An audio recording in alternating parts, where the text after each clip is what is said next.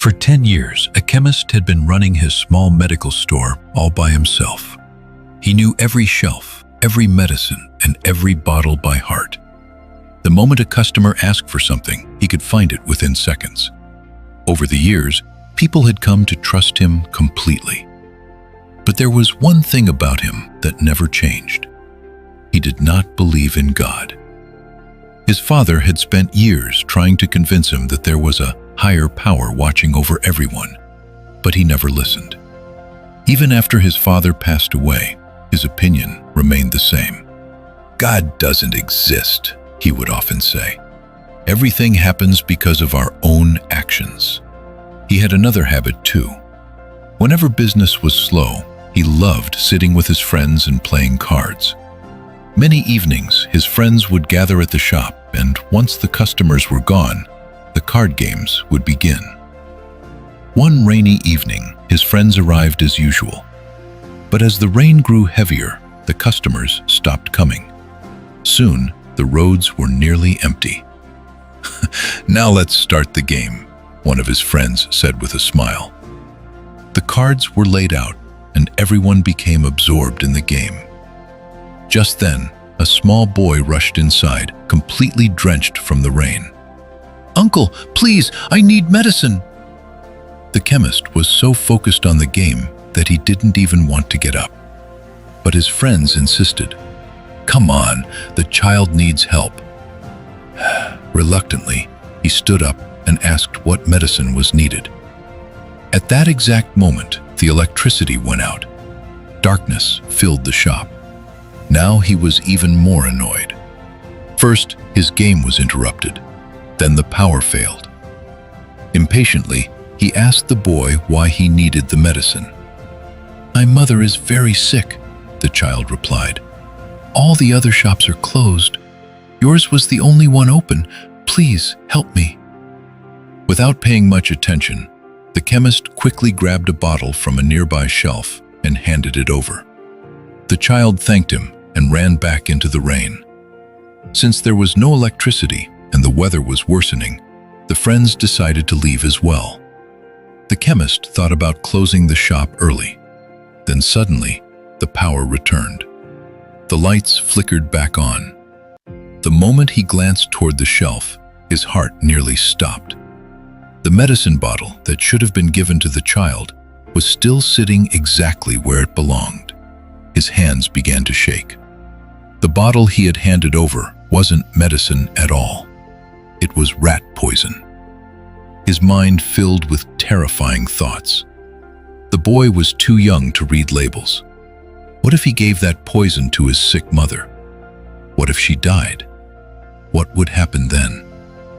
10 years of trust, 10 years of reputation, everything would be destroyed. Panic took over. He wanted to run after the child, but he didn't know who he was or where he lived. The rain was pouring heavily outside. He felt completely helpless. Then, for the first time in years, he remembered something his father used to say. His father's words echoed in his mind. "If you ever face a problem you cannot solve, just fold your hands once and pray. You may not believe it, but ask sincerely, and the path will appear." Slowly, he folded his hands. Closing his eyes, he whispered, "I never believed in you, not once. But today, if you are there, please save that woman." Before he could finish his prayer, the shop door suddenly opened again. The same little boy came running inside. "Uncle, Uncle, I need another bottle." "What happened to the first one?"